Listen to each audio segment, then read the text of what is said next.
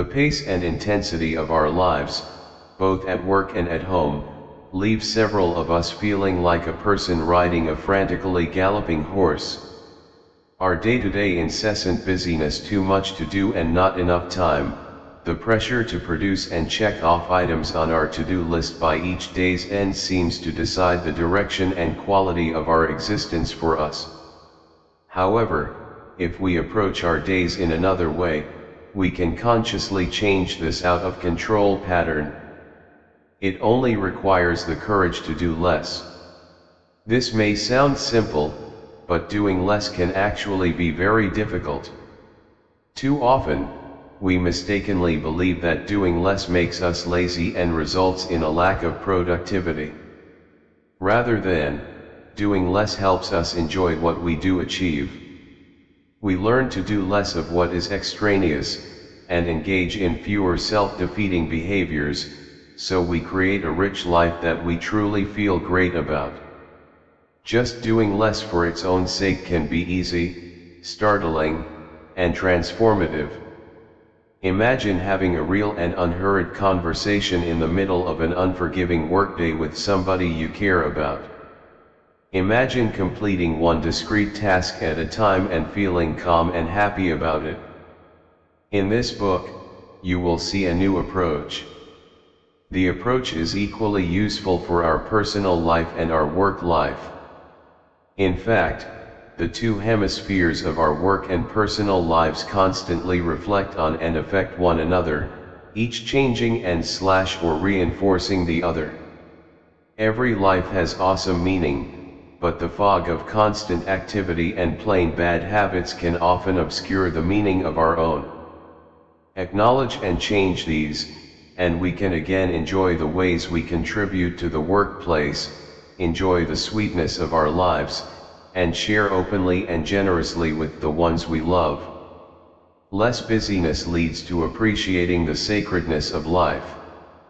Doing less leads to more love, more effectiveness, and internal calmness, and a greater ability to accomplish more of what matters most to us. How to accomplish more in a fraction of the time. Getting results super fast through prioritizing, leveraging, and focus. Chapter 1. Prioritizing.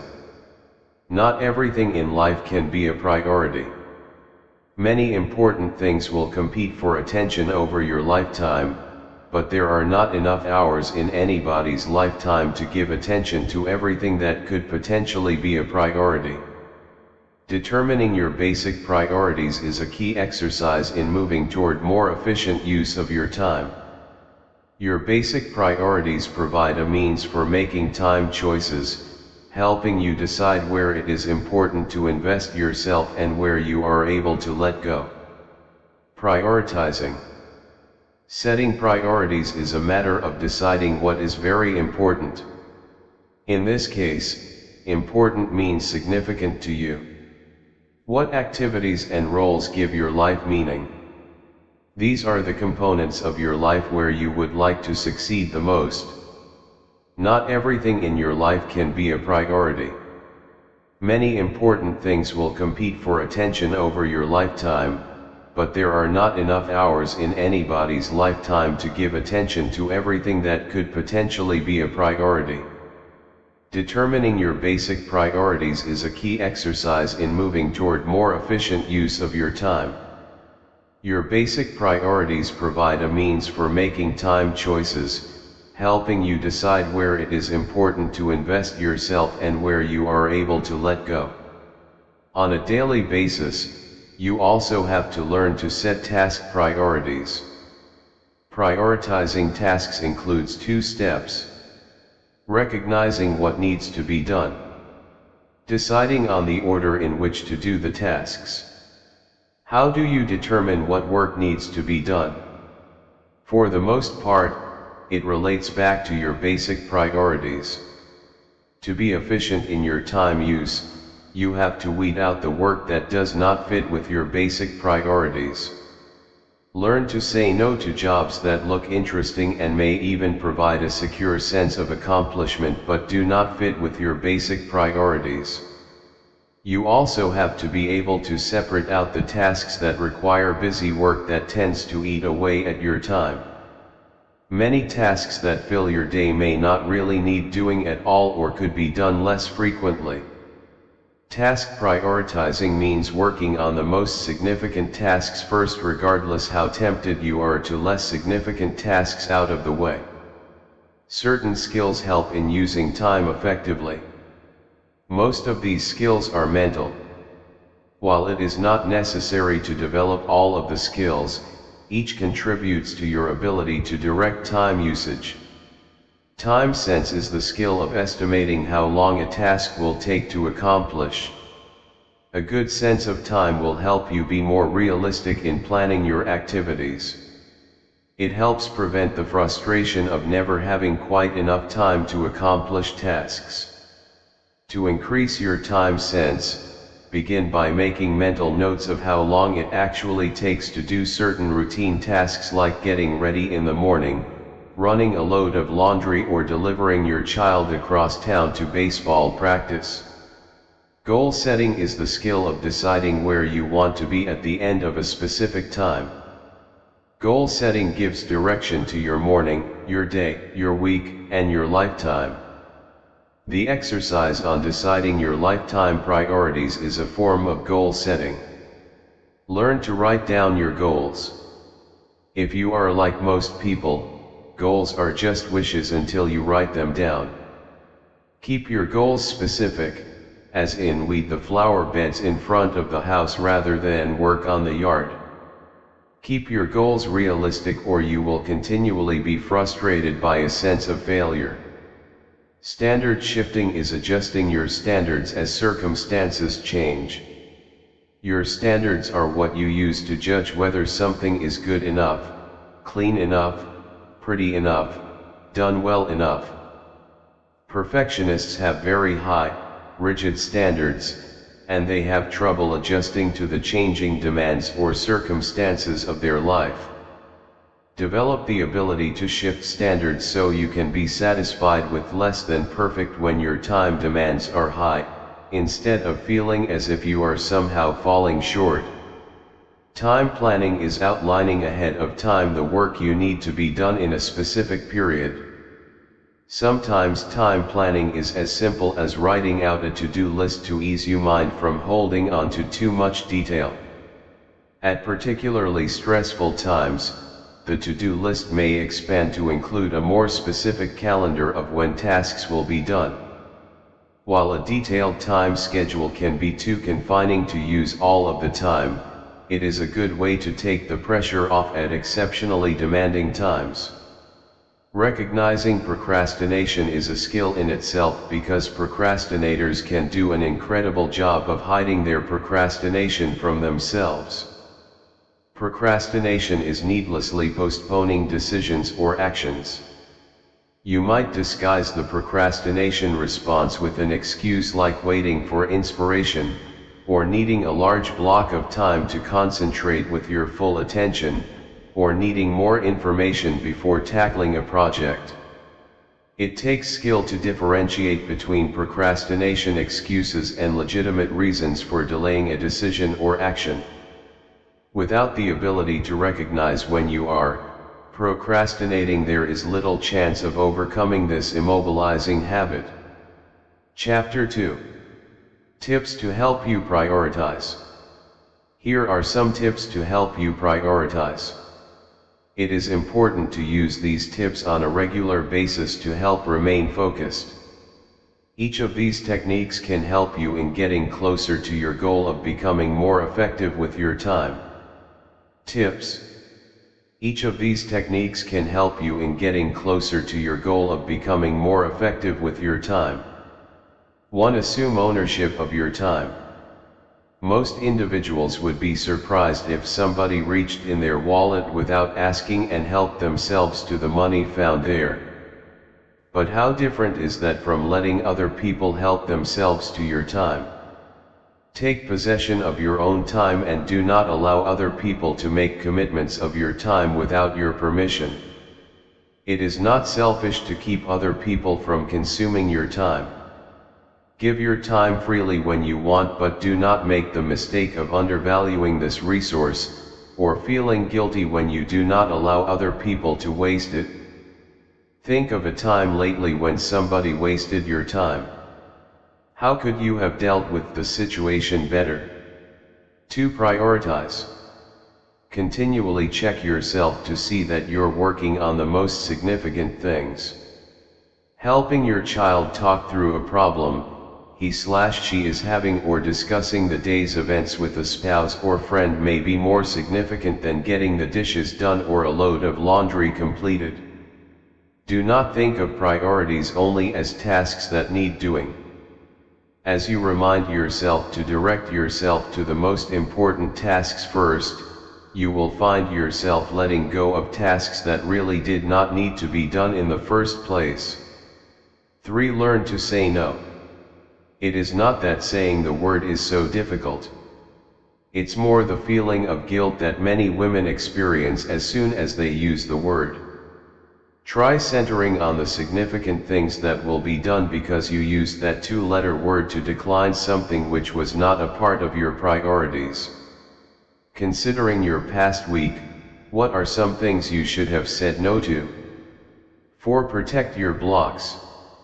Think of your day as numerous large blocks of time, with the blocks divided by natural interruptions. Where you have control, keep your blocks whole, scheduling appointments and meetings, running errands at the beginning or end of a block instead of in the middle.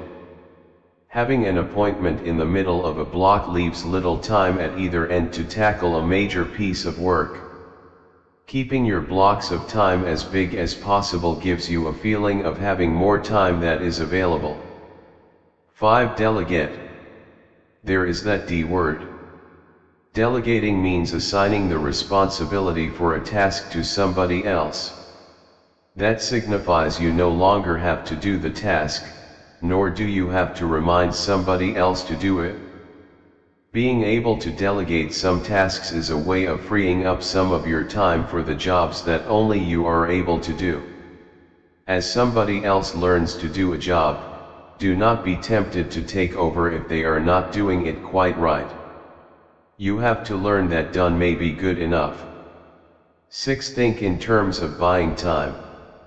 There's an intimate relationship between time and money, where one can often be substituted for the other. The more hectic your schedule, the more reasonable it is to buy time by selecting goods and services that save you from investing time. Paying somebody to mow your yard or transport your kids to baseball practice are examples of purchasing time. What are some of the additional ways you are able to or do buy some time? 7. Learn to work with your biological clock. People have a peak time of day when their energy is at its highest and concentration at its best. Determine which time of day is your peak performance time and plan your work accordingly. Keep meetings and routine tasks for other parts of the day when you have the choice. What part of the day is best for you to do a task that takes real concentration? 8. Break down big jobs into manageable pieces. One of the sources of procrastination is that some tasks can seem too overwhelming to even begin. Learn to break down a large task into manageable pieces and then begin with a piece you know you can handle. The most challenging step on major undertakings is often the first one. Besides, you will have a greater sense of satisfaction as you complete each individual portion of the task, and this can keep you motivated to the end.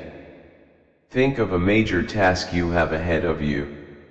How could you break it down into manageable pieces? 9. Work on overcoming procrastination. Once you recognize that you are procrastinating, the next step is to begin overcoming this time-wasting habit. In addition, procrastination is a habit, a habitual way of dealing with tasks you find distasteful or that make you fearful of failure. When you see that you are procrastinating, make an appointment with yourself to take the first step toward completing the task.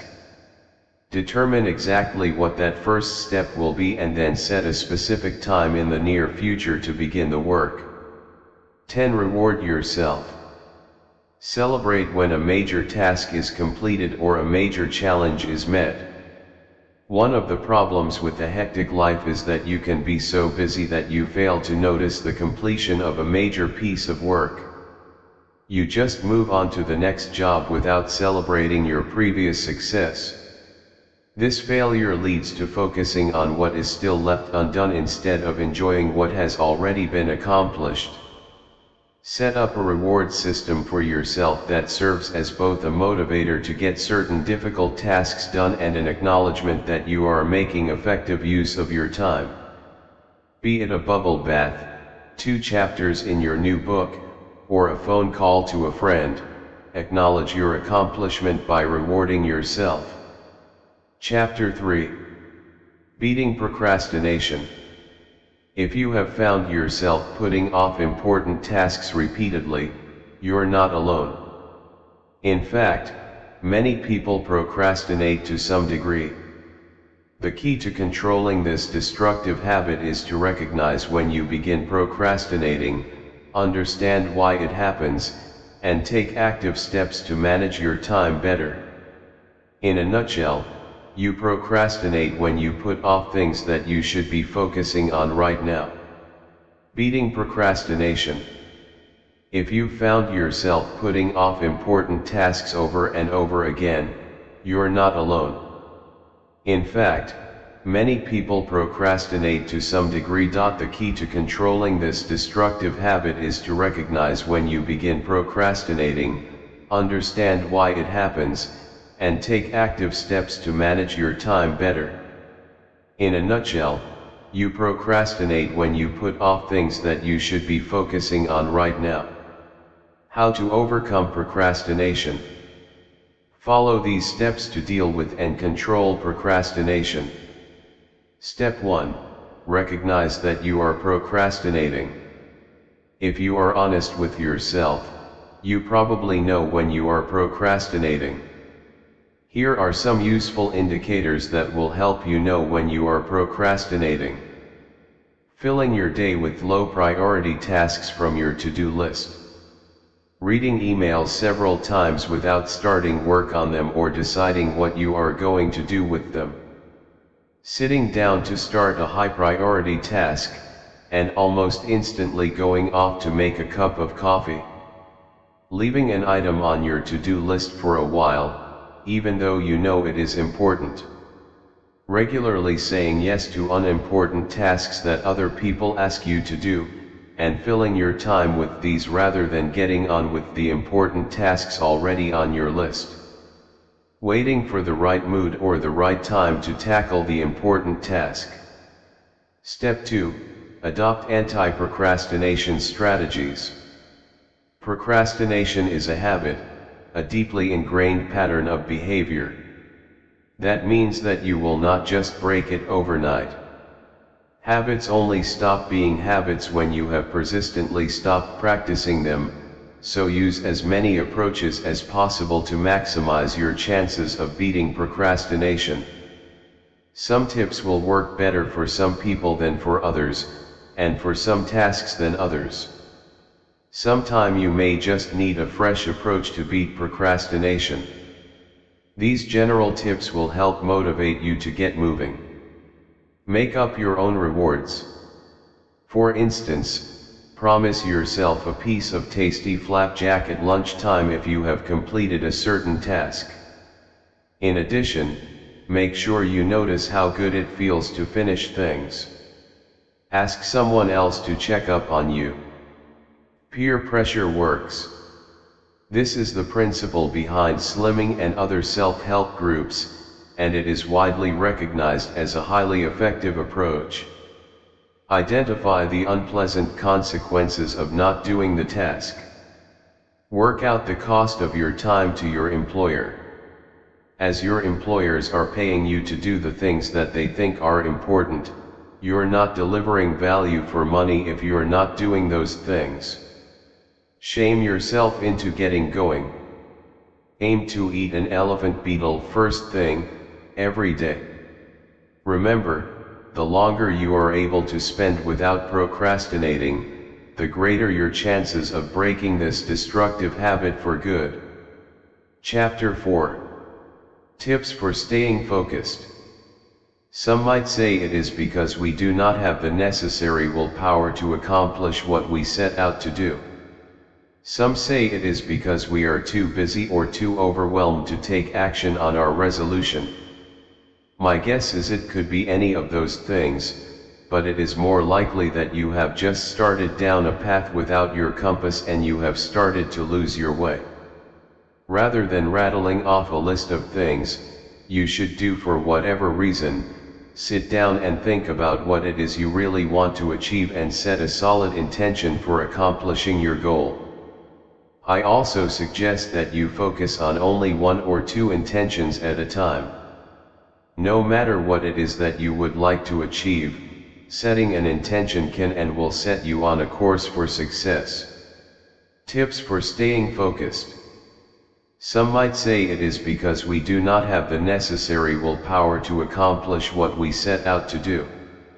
Some say it is because we are too busy or too overwhelmed to take action on our resolution. My guess is it could be any of those things, but it is more likely that you have just started down a path without your compass and you have started to lose your way.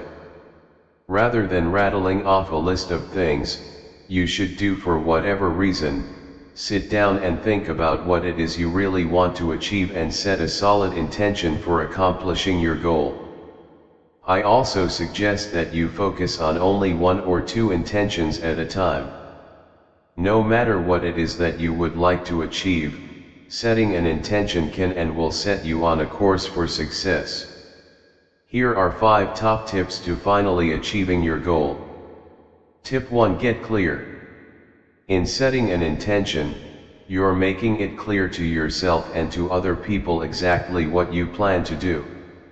Define the definition of what accomplishing your goal would be.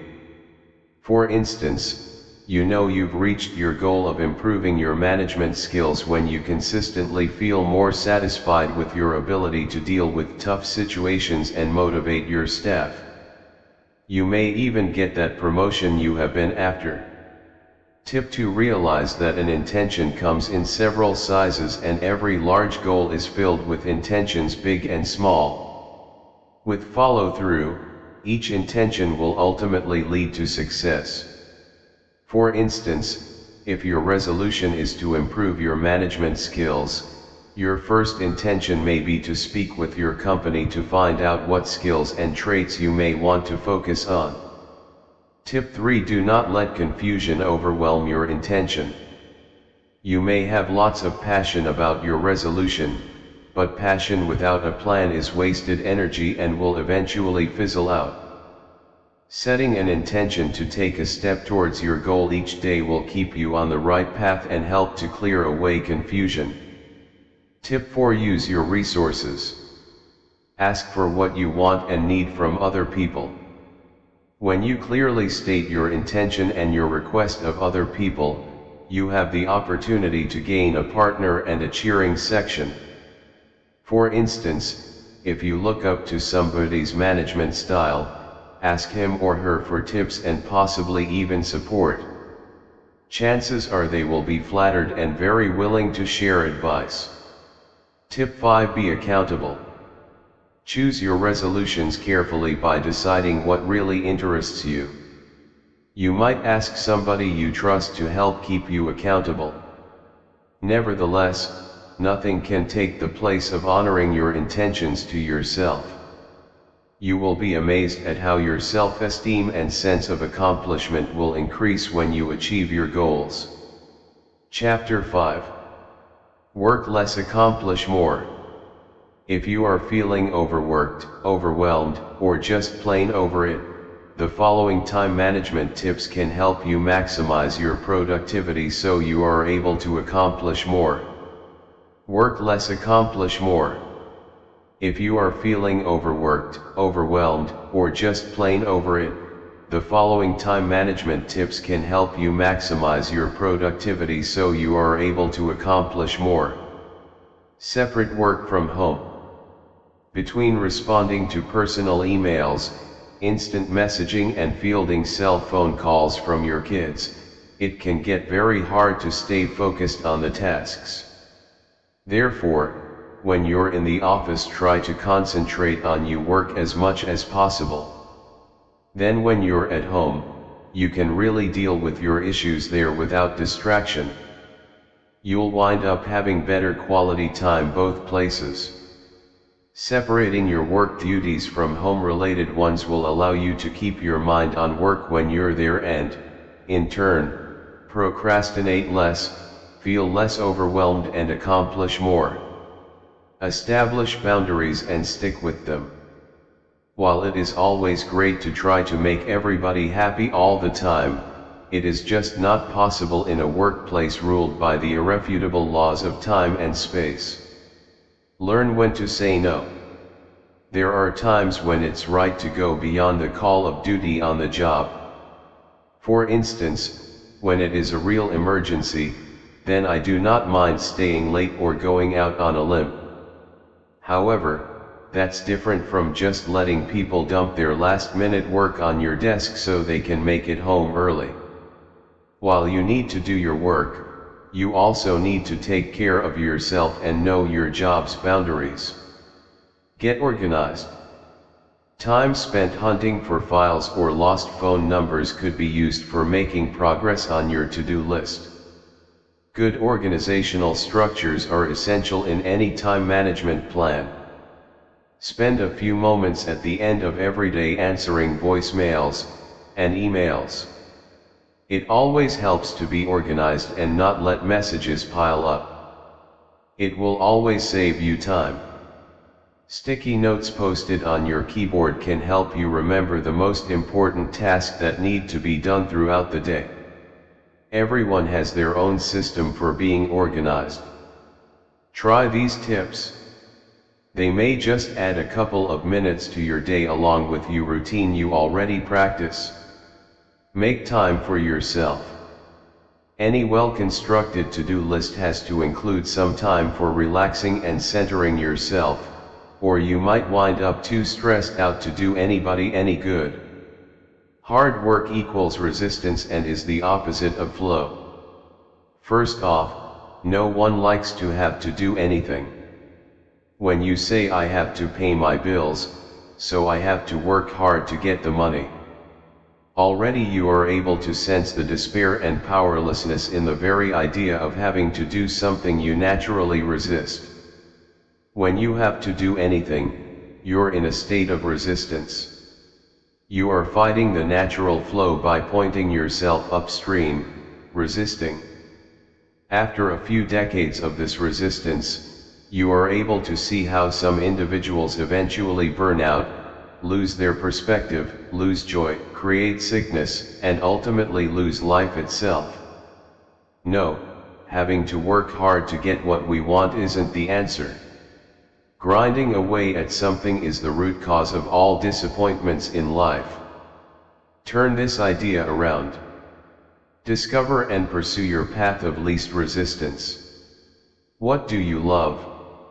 I mean really love. What do you like to play at? What are you effortlessly good at? What activity excites you to an extent that when you're engaged in it, you actually lose your awareness of time? Think about these questions deeply. Within this idea of play is the seed of joyous, easy, relaxed, natural, lazy creation. There's no working when you're engaged in an activity you feel you were born to do. If you have an idea that you love to play with, do you force yourself to play with it? Of course not. You are naturally drawn to it. You're lovingly engaged in it. Things are easy. There's no work involved and the results of your creation seem almost heaven-sent. Your whole life must reflect what you're naturally drawn to do. It is essential to accomplishing your heart's desire. Do not trade one more second of your precious life energy working hard at achieving your goals. Discover your greatest gifts that have been with you since the day you were born and use them to create value in a simple and relaxed way. Everything you need to create your success is already within you. Any useful idea that has elevated the life experience of individuals has come about because people would like to avoid having to do hard work. All our innovations throughout history have been created to make life easier and better. Hard work is counterproductive to the direction of growth and life expanding. Hard work shuts off the flow of creative, inspired energy. Hard work isn't in alignment with the laws of creation. You're made of the same stuff, and this natural law applies to you wittingly or unwittingly. You'll never become healthy, wealthy, and wise. Keeping your nose to the grindstone. Pushing the ball uphill. Working your fingers to the bone. Going to a salt mine. Spending the day with a slave driver. There's an easier, lazy, do-nothing way to create the life you have always desired. You must engage yourself in what you love, play, and have fun with. Play with everything. If it is not fun, and feels like hard work, you're decreasing your potential for creating massive success in your life. Align your focus and attention to only that which you love. Then find partners who love doing the activities you resist doing. When you put it all together, you will take a quantum leap in your power to create what you desire. Chapter 6. Equanimity. What is equanimity? Philosophy teaches us to bear with equanimity the bad luck of other people. Merriam-Webster defines equanimity as an evenness of mind under stress, a habit of mind that's rarely disturbed under great strain, a controlling of emotional or mental agitation through will and habit, a steadiness when facing strain. Equanimity. What is equanimity? Philosophy teaches us to bear with equanimity the bad luck of other people. Merriam-Webster defines equanimity as an evenness of mind under stress, a habit of mind that's rarely disturbed under great strain, a controlling of emotional or mental agitation through will and habit, a steadiness when facing strain. Equanimity is a practice, most often discussed in Buddhist and Sufi traditions. Equanimity is the base for wisdom and freedom and for compassion and love. Few individuals are capable of expressing with equanimity opinions that differ from the prejudices of their social environment. Most individuals are even incapable of forming such opinions. What does equanimity look like? Equanimity is the capacity to stay neutral, to observe from a distance, and be at peace without getting caught up in what we observe. It is the capacity to see the big picture with understanding and without reacting, for instance, to another's words, ideology, perspective, position, premise, or philosophy. Essentially, we take nothing personally, refuse to be caught up in the drama our own or other people's. Equanimity allows us to stand in the midst of conflict or crisis in a way where we are balanced, grounded, and centered. Equanimity has the qualities of inner peace, well-being, vitality, strength, and steadfastness. Equanimity allows us to remain upright in the face of the strong winds of conflict and crisis, such as blame, failure, pain, or disrepute, the winds that set us up for suffering when they begin to blow. Equanimity protects us from being blown over and helps us stay on an even keel.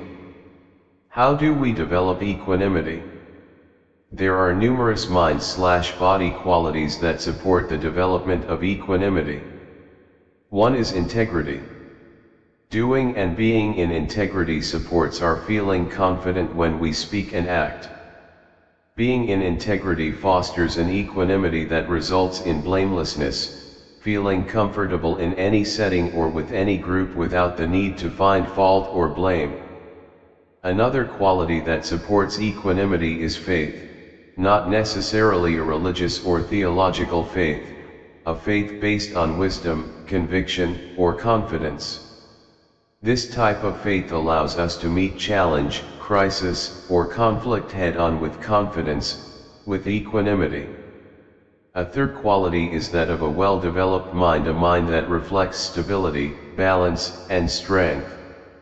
We develop such a mind through a conscious and consistent practice of focus, concentration, attention, and mindfulness. A well-developed, calm mind keeps us from being blown about by winds of conflict and crisis. A quality that supports equanimity is seeing reality for what it is, for instance, that change and impermanence are an unpleasant fact. We become detached and less clingy to our attachments. This means letting go of negative judgments about our experience and replacing them with an attitude of loving kindness or acceptance and a compassionate matter-of-factness. The more we become detached, the deeper we experience equanimity.